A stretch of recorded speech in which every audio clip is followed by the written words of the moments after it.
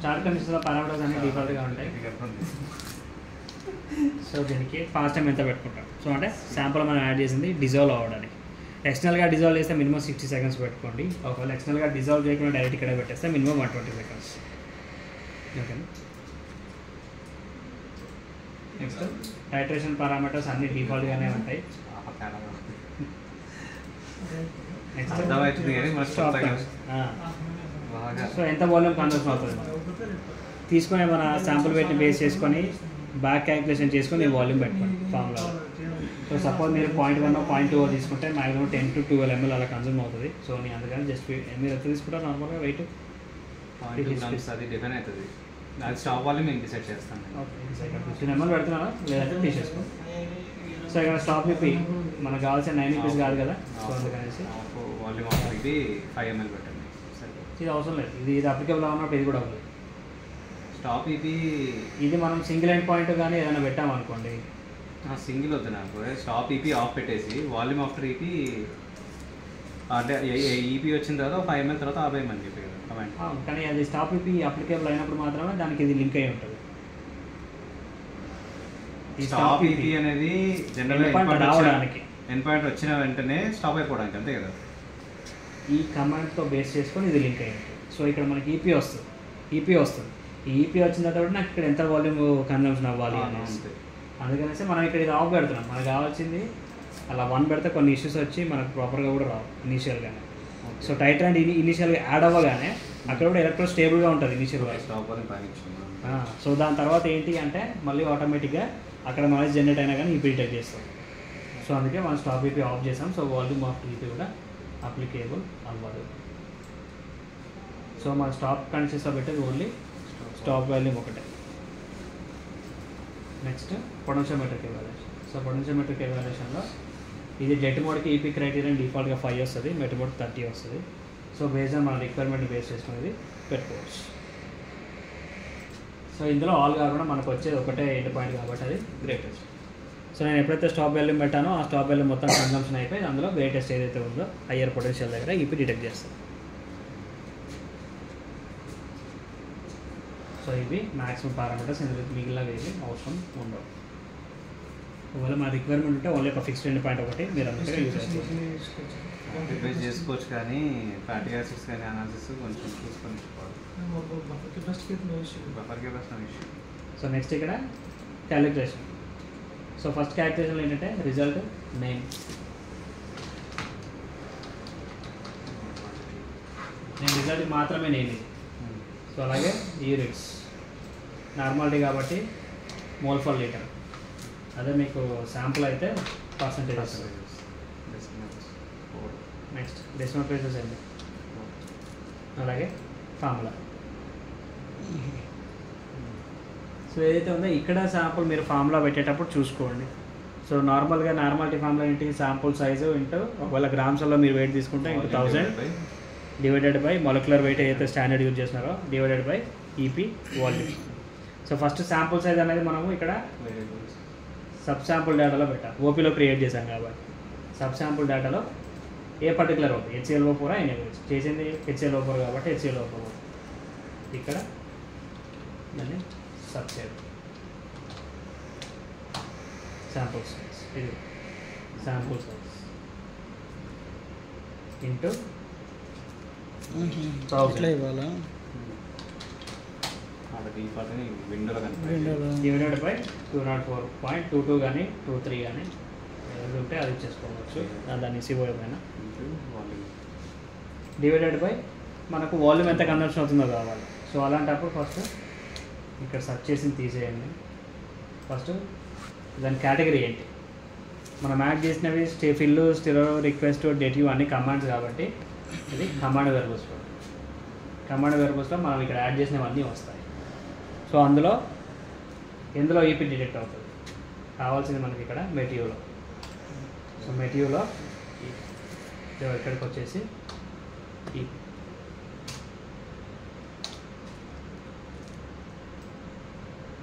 ఇక్కడికి ఇందులో అన్నీ వస్తాయి. అందులో మనకు కావాల్సినవి వాల్యూమ్ కాబట్టి సెలెక్ట్ డబుల్ క్లిక్ చేయగానే ఇక్కడ పైకి వచ్చేస్తుంది. బ్లేడ్లో ఉన్నారు కన్నా సో ఇలా సెలెక్ట్ చేసిన తర్వాత వస్తుందా చేసావా ఆల్రెడీ అనిల్ అసలు ఫోటోషాప్ టచ్ చేయలేదు.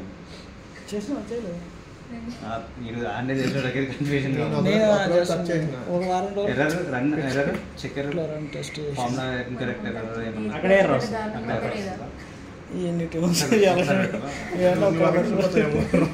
ఇంకో ఇంటి అక్కడే చేసుకుంటా.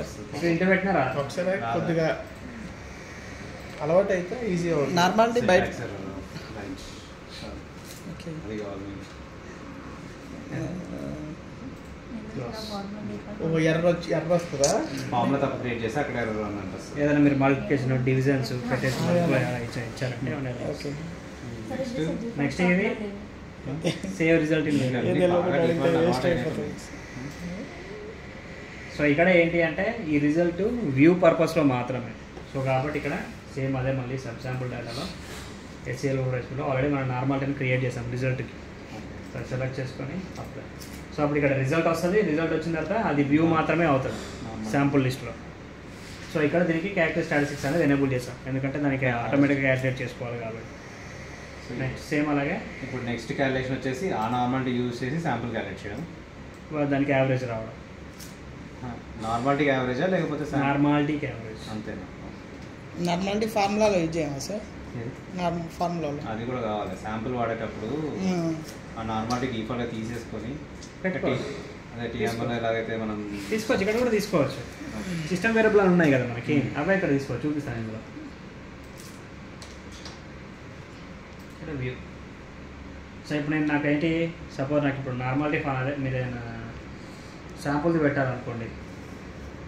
సపోజ్ ఏంటి first command variable CP volume కదా,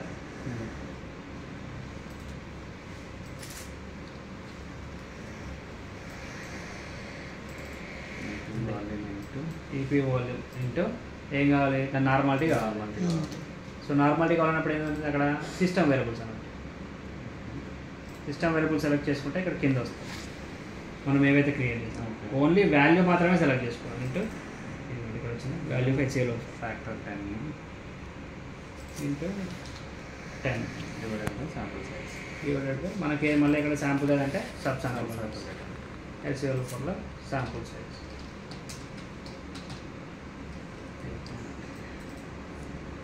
సో ఏవైనా మనకి ఇక్కడ ఆటోమేటిక్గా అప్లై అయిపోతుంది.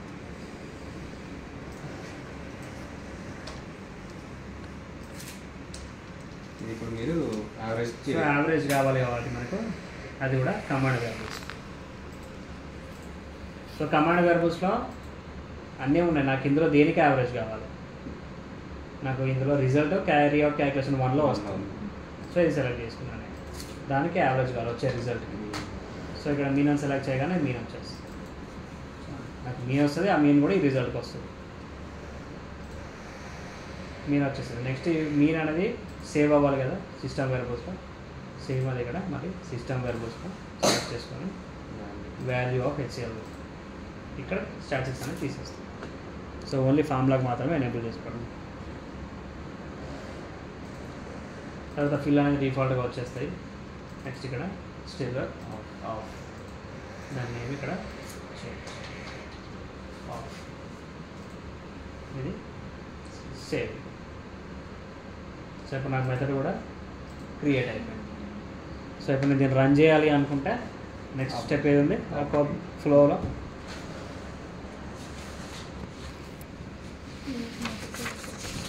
మెథడ్ క్రియేషన్ అయిపోయిన తర్వాత ఇది link the method to OP. So same ఈ HCL ఓపీ ఓపెన్ చేసి దీన్ని ఇక్కడ మన ఫైల్స్ ఐకాన్ దగ్గర సో ఓపెన్ చేయగానే ఇక్కడ దాన్ని ఇది క్రియేట్ చేసే మెథడ్స్ అన్నీ వస్తాయి. సో ఇందులో ఏదైతే మనం కావాలనుకుంటున్నామో దాన్ని లింక్ చేస్తాం. లింక్ చేసి సేవ్ చేసినప్పుడు ఇప్పుడు ఏదైతే మనం క్రియేట్ చేసిన మెథడ్ ఉందో అలా ఎగ్జిక్యూట్ అయిపోతుంది. అది ఇప్పుడు రన్ చేయాలి అనుకుంటే శాంపుల్స్ ఐకాన్లోకి వెళ్ళేసి శాంపుల్ లిస్ట్లోకి వెళ్ళేసి ఇక్కడ న్యూలోకి వెళ్ళేసి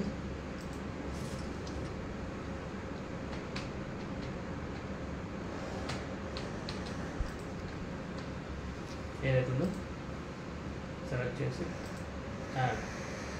సో ఇక్కడ నేను నేమ్ పెట్టుకోవచ్చు, ఆ పర్టికులర్ డేటా సమ్ ఏదైనా ఒకటి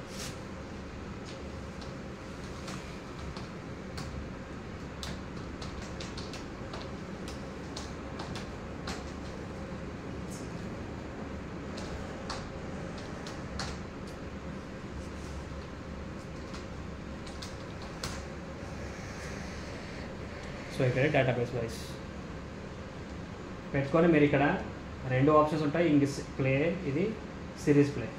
సో ఇక్కడ మన సింగిల్ రన్ వైజ్ ఇది రన్ చేసుకోవచ్చు. మీరు ఒకవేళ సిరీస్ మొత్తం స్టార్ట్ చేసినట్టే 1 by 1 ఆటోమేటిక్గా రన్ అయిపోతూనే ఉంటుంది. సో చేసేటప్పుడు కూడా సిరీస్ అన్నప్పుడు ఇప్పుడు మనం తీసి క్లీన్ చేసే టైం ఇవ్వదు. సో ఆటోమేటిక్ దానికి ఆటోమేటిక్ ఆటో శాంప్లర్ లాగా. సో ఇక్కడ ఏంటంటే మనం ఇచ్చాం కదా ఇంతకుముందు sample name, batch number, AR number, ఆ డీటెయిల్స్ అని ఇక్కడ మెన్షన్.